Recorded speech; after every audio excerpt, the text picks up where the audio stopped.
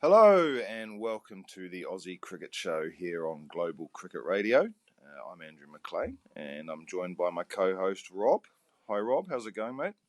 Good, thanks, Andy. How are you going? Great to be with you for another week of talking Aussie cricket. Oh, isn't it? It's great. And the New Zealand-Pakistan series has just finished, so I can focus my mind a bit more on Aussie cricket. And it's a big day in Aussie today, of course. The Big Bash playoff match.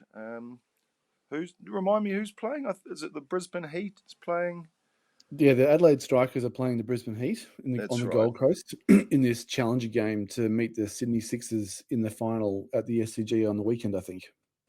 What's your feeling about the tournament overall, Rob? Because I know in the past it's been criticised a bit for dragging on too much and international players not playing enough, and maybe there's been a sort of a drop off in international stars coming because of, or from other countries, I mean, because of various other leagues. But what have you made of the tournament this summer?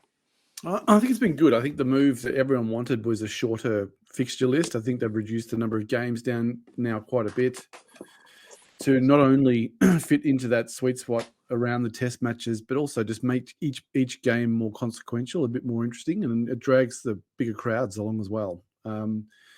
My team, the Melbourne Renegades, again, have missed out in the finals. Both Melbourne teams have missed out for a long time now, which is a bit of a mystery.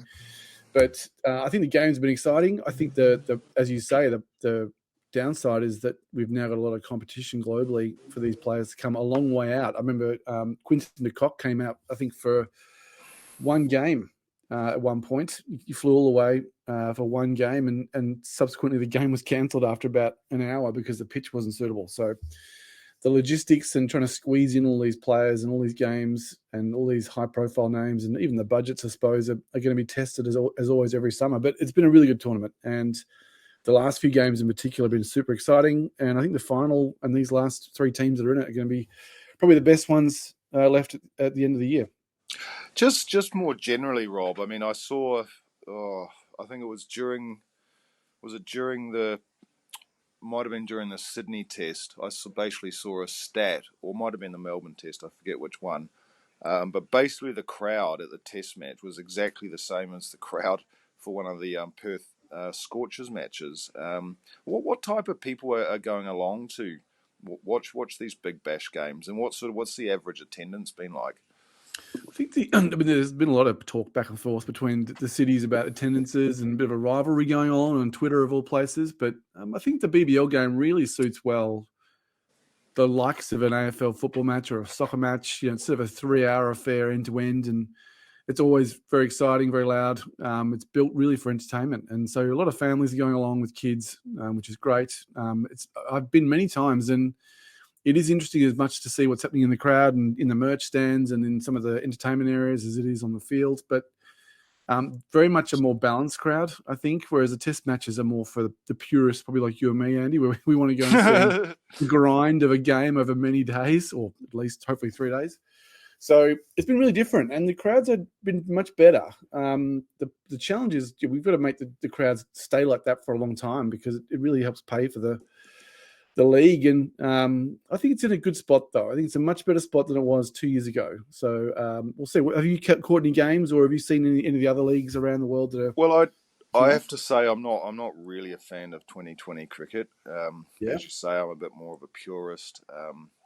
I don't know. I just don't find it that interesting, to be honest. I was in Pakistan a year or so ago, and I watched. There was a 7-match T20 series between Pakistan and England, and they were actually quite good games. But I just prefer the longer format. I prefer the whole day. I like just kind of if I want to switch off for a bit, I can. I'm just not that enamored with T20, and so for example the SA20, which is on at the moment, I haven't watched a single match, and I haven't watched any of the BBL either. And to be honest, I didn't even watch all of the Pakistan New Zealand series. So I just don't really like it, and I just don't.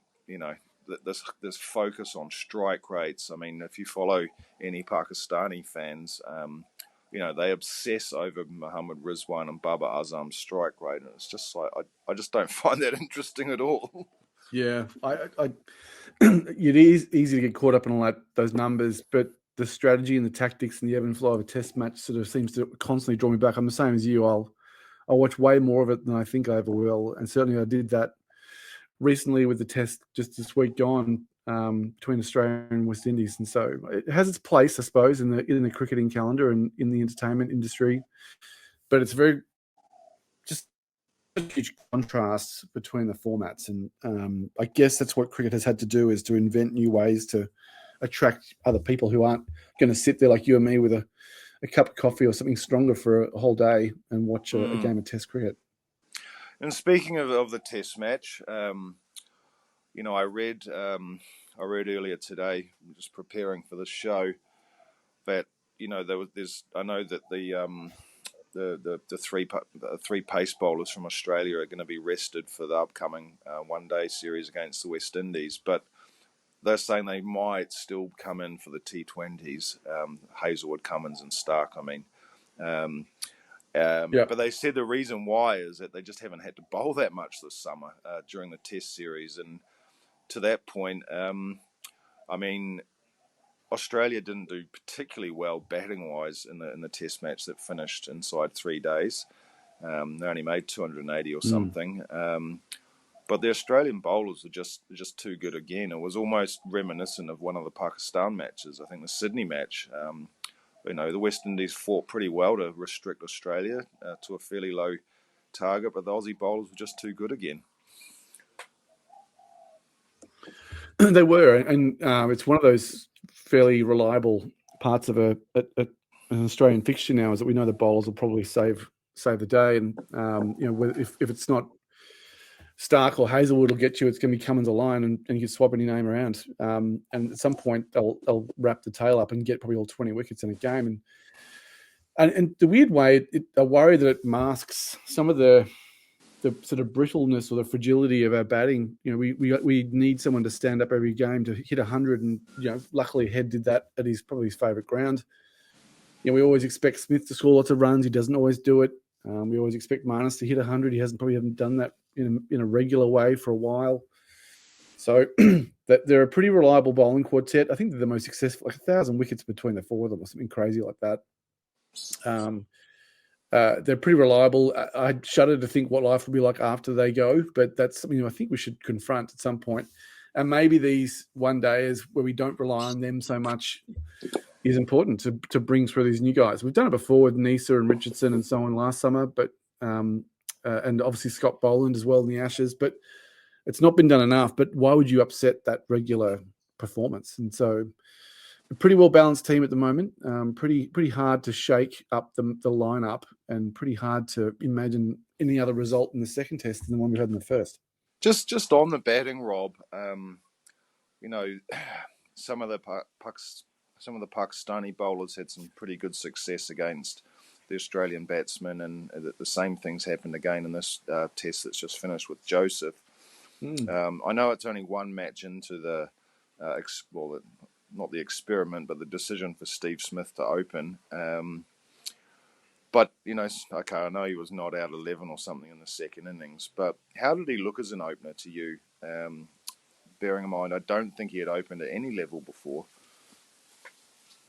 He hadn't, and I think he looks pretty good. I mean, he's pretty sound. If you're going to have someone who's going to go up the order, you want someone who's already got 10,000 runs behind them and knows how to score. And the ball coming on a bit quicker and harder to him, he might be suited to that, right? He wants to hit the ball hard through the covers or pull it or hook it across his body. So I think you'll feel like he's in a good place. I think he looked good. He had a couple of obviously nice shots through the onside, but then he obviously had a poor shot selection and went out. And so I guess it'll take time, like anything, but he's got to find that form super quickly.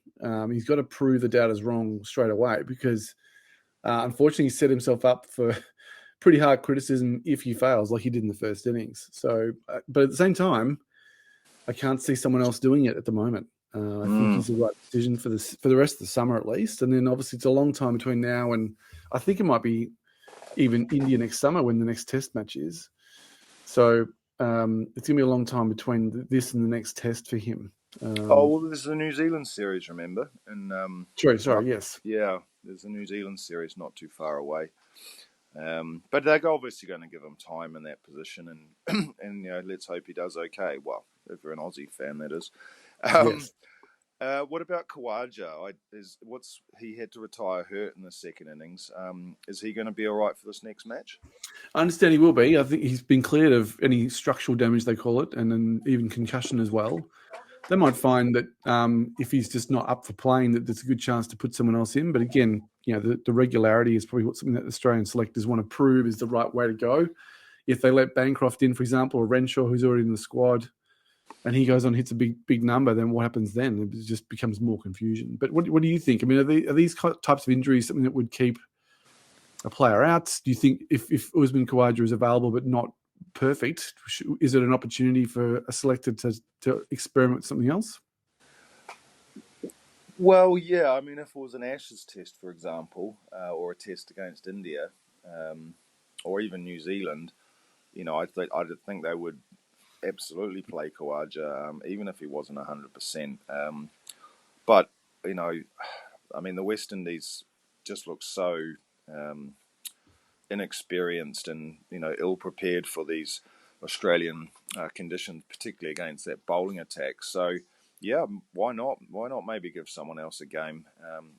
Khawaja's obviously going to come straight back in for the next Test match against New Zealand.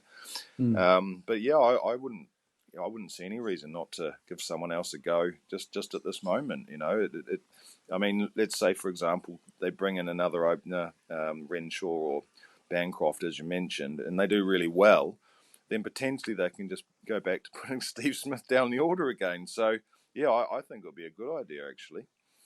Yeah, we'll see. The selectors nowadays are sometimes not led by public opinion, as they probably shouldn't be. But at the same time, they make some odd decisions now and then. But I guess the challenges over the last 12 months, those decisions have proven by the results to be the right ones. So it's a good problem for us to have. There's a lot of talent that's knocking on the door, expecting to be selected based on the numbers they've been hitting in Shield, and there's some pretty established players in the team, so we can't complain. To your point about the West Indies, it was interesting to almost fall into the traps a few times. Right? I think the way that Mitch Marsh went out to that short third slip was pretty funny. I'd never seen that for a long time, having that really shallow third slip. So, it was a weird pitch as well that contributed to a strange game, really, that I guess was a bit underwhelming, a bit too short. I think it was before lunch on the third day. So, but I think the West Indies got some talented people, talented young guys. Shamar Joseph, we mentioned last week. He had obviously an amazing game, as you might have seen, with 50 runs and 5 wickets. And so a few sort of pretty interesting emerging talent there that has another chance this Thursday coming to have a go at Australia in a day-night test in Brisbane, which is interesting that Adelaide used to host that before. Yeah. I mean, those night matches are really interesting. I remember in the last Ashes series, England completely obsessed about having, Anderson and Broad available for this. I think it was the second test in Adelaide. And then they obsessed over, with whether they should bat first or bowl first. And, in the end, they kind of failed miserably with their planning and also their execution. Yeah. But do you think with this pink ball night test, we might expect anything different? I mean, did you see enough from the West Indies pace bowlers to see whether they might be a bit more of a threat, in a slightly different set of conditions and different pitch and all those sorts of things? I really think so. I think that the two leading fast bowlers in particular, I think are going to be pretty threatening, especially in that sort of twilight, dusk time when the weather changes and the light is a bit strange.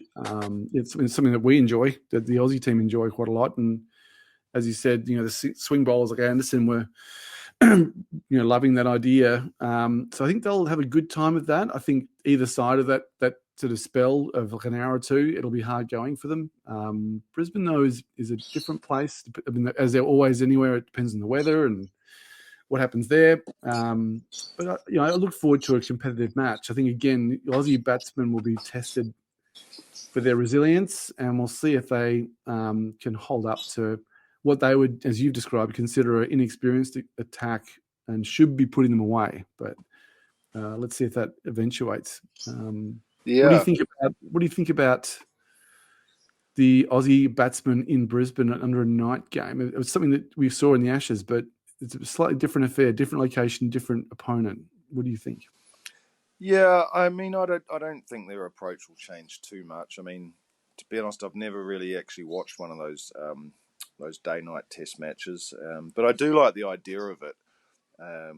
Particularly in line with what you were saying earlier about, being a suitable time for families and stuff to go on. I can see a future in day-night test matches. I mean, just if you take you as an example, if you were, well, I know you're in Melbourne, but let's say you're in Brisbane and you're in the office, nip away at 4 o'clock or whatever, and then see the best part of a whole day's test cricket. So, but I doubt the Australian approach will change too much. I mean, they'll obviously be wary of the conditions, and it depends when they start batting as well, right? If they bat first, obviously they start around 2 o'clock in the afternoon. Well, not too much will change, but I guess it depends who's batting at the time. I mean, in that twilight period, I mean, if it's Travis Head, for example, or Mitchell Marsh, I can't see them changing their approach. But let's say, for example, the West Indies bat first, and then Aussie comes in, around. Well, Queensland doesn't even have daylight savings, does it? So, like, they could be batting around, I don't know, 8 o'clock or something, and Khawaja will be his cautious self, but it'd be interesting to see how. Say Green came, what would Green's approach be at that time? But I can't imagine Travis Head batting any different to how he already does. And by the way, I just wanted to mention him. What a player he's become. Just a few years ago, he was barely in the side. And he's a fixture in the team now, sort of in multiple formats, either opening in the shorter form or batting number 5 in the test form. What a player he's become. Oh, absolutely. And you think of the World Cup he had in India, how amazing that final was, and how much impact he had there, and how good an Ashes series he had, and obviously pretty quiet against Pakistan from memory, I think. But he's obviously come bursting back here in Adelaide, and he scored a ton there last summer, I think. He's certainly scored hundreds there before in Big Bash and other things. So absolutely pivotal there in that number. That's the mid order. And there's talk of him being the future captain after Paddy in some of the articles here. So that just shows you, to your point, what a dramatic 3 or 4 years he's had from fringe squad, having to prove himself, to now being completely embedded in the team. And he's a sort of player that Aussies love to watch, because he's got that sort of grit and a bit of flair and a bit of an attitude of having a go. At the same time, he's protected his wicket and come up with the goods when we need it. So a lot of... What about that catch he took the other day as well? It's short leg. Yeah. It was just this sort of unreal. Thrust the left hand out. It was unreal, wasn't it? So it was really good. And to that point, he plays that short leg position, but he's always, most of the time, he's out in the boundary, right? So you can throw him anywhere as this sort of ultimate utility fielder. And that's what you need. You got Cam Green, who's got 10-foot long arms and can take whatever you want in the gully, and obviously slips field and specialist. But having a Head or a Marnus where you can just put them anywhere is such a useful asset for a captain, I'm sure. So Travis Head, absolutely essential cricketer for us. And who would you say is the equivalent for, who's the West Indies equivalent? Who's the opponent that Australia's got to look at to say, this is the guy we need to target and focus on? Is there someone you have seen or think of? Yeah, Alec Ethnars is the guy. I mean, obviously, I don't know too much about the debutants. I mean, I'm familiar with Kirk McKenzie, who made a 50 batting at number 3. But Alec Ethnars is a massively talented player. And I saw him make his test debut against India in Dominica last year. But he's really a high-quality player. And I think that, if the West Indies are going to be really competitive, I could see the reason. I mean, Craig Brathwaite can score 100 easily. He's a vastly. I think he's played about 90 odd tests now.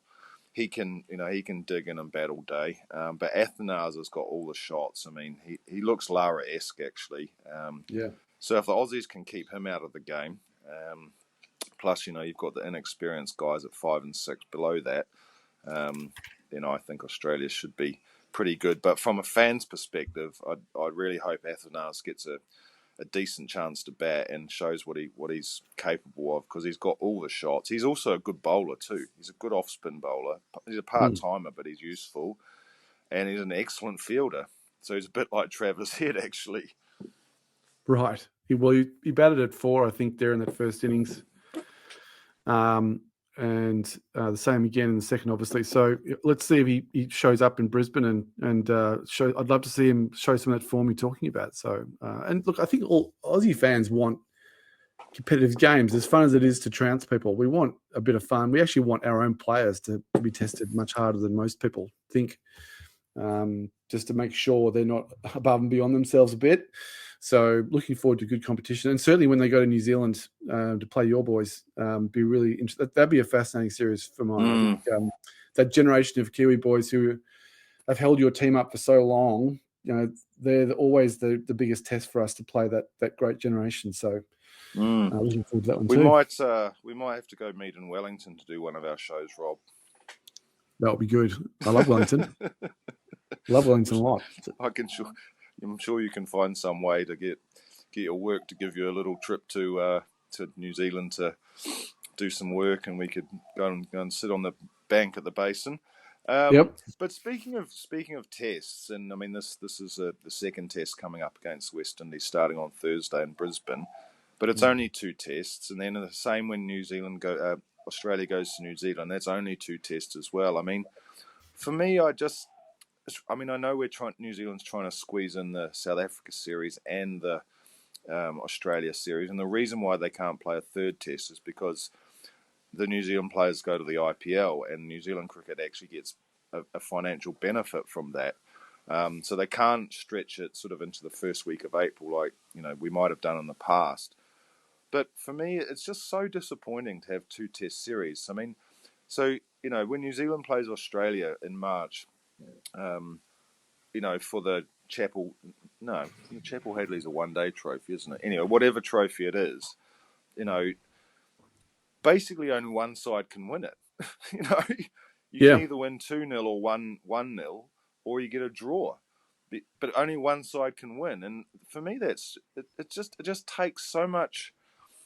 It takes so much out of the series. I mean, I think back to sort of when we were younger, and New Zealand won at Brisbane when Hadley got the 9 wickets, and then Australia won in Sydney when I think it was Bob Holland took like 8 wickets or something, and then I went to the decider in Perth, which New Zealand won again, and Hadley finished with 33 wickets for the series.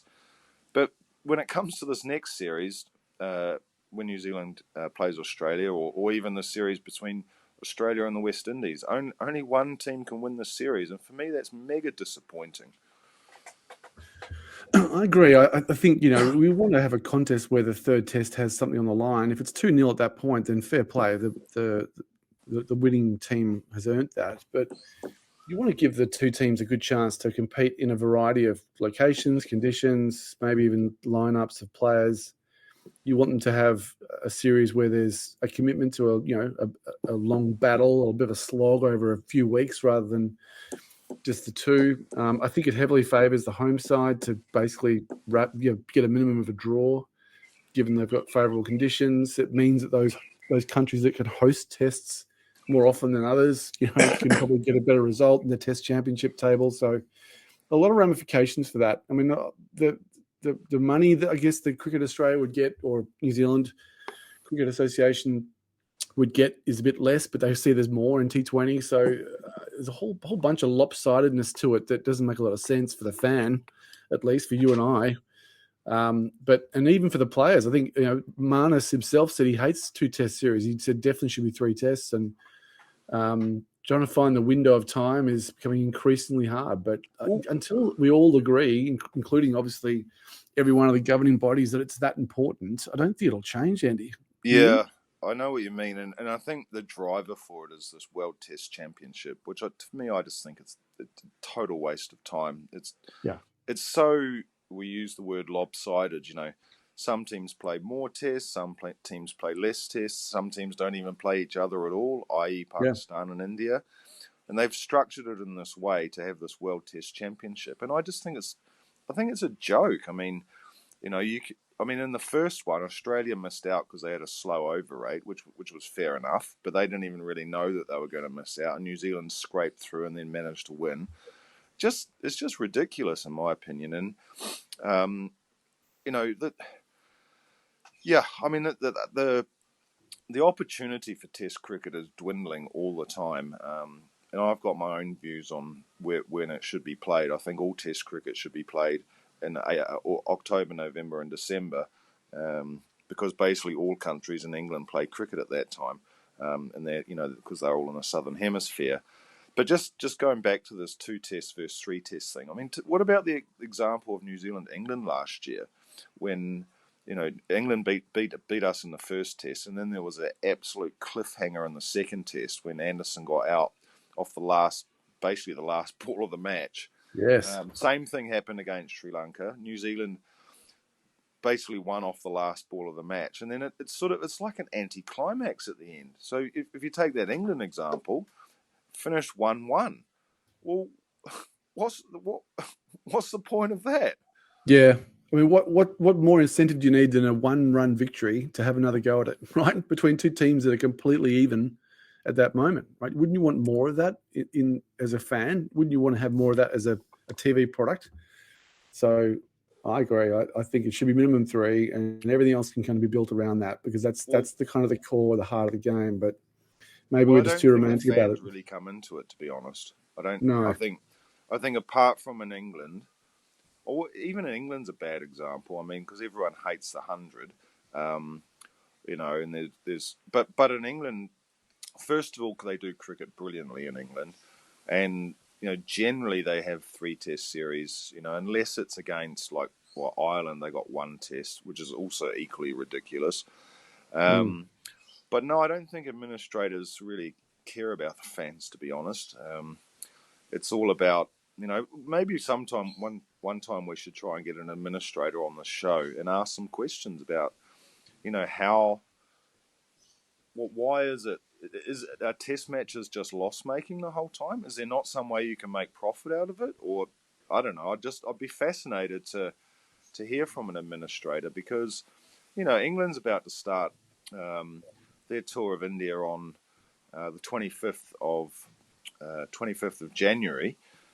They're playing 5 tests. Yeah. And New Zealand and Australia play 2. I mean, how does that work?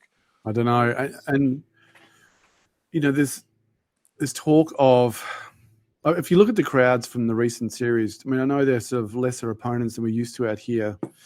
The crowds in most of the stadiums have been not bad, but not great. There's been some footage and live broadcasting of pretty empty stadiums here in Australia, right, over a summer in the holidays, with Test cricket and the best team we've had for a long time playing on the pitch. And so maybe the actual product needs to improve. I don't think you can speed it up.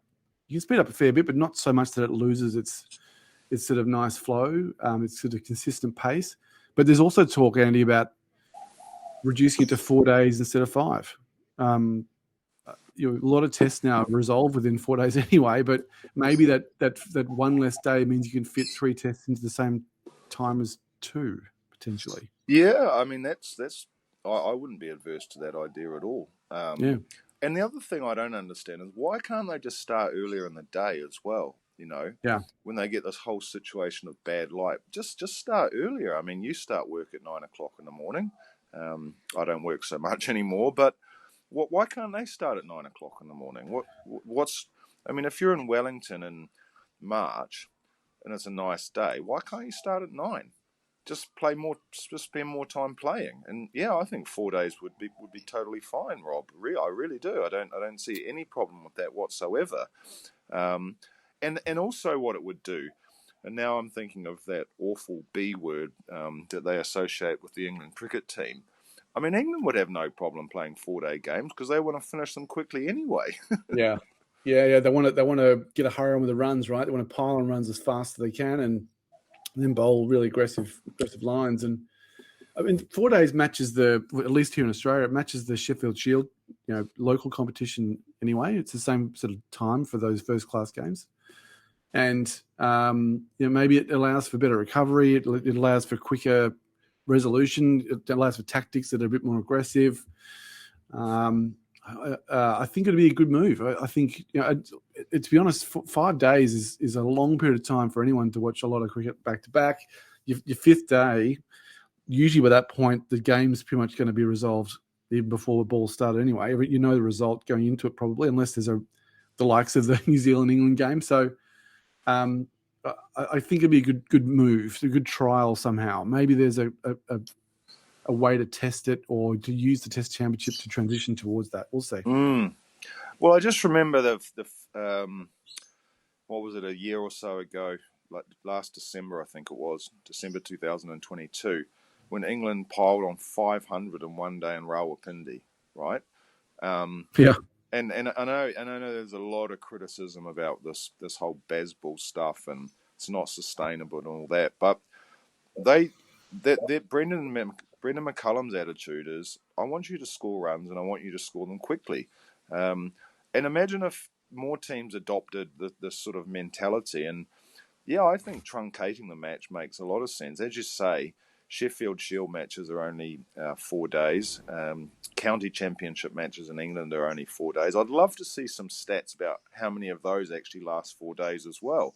I forget if New Zealand Plunket Shield, I think that's also 4 days. So yeah, why is Test matches 1 extra day? It doesn't really make sense actually. And anyway, very interesting thoughts, Rob. Anyway, sorry to hear about the Renegades not progressing in the tournament, but we'll look forward to seeing that playoff match today between the Heat and the Strikers, and also look forward to the Test match starting on Thursday. And we'll catch up for another edition of the Aussie Cricket Show this time next week. Excellent. Looking forward to it. And give me a big week of cricket again, but an exciting year ahead too. So thanks, Andy. Speak to you next week. All right. So from me and Rob here on the Aussie Cricket Show on Global Cricket Radio, we're signing off. We'll catch you next week.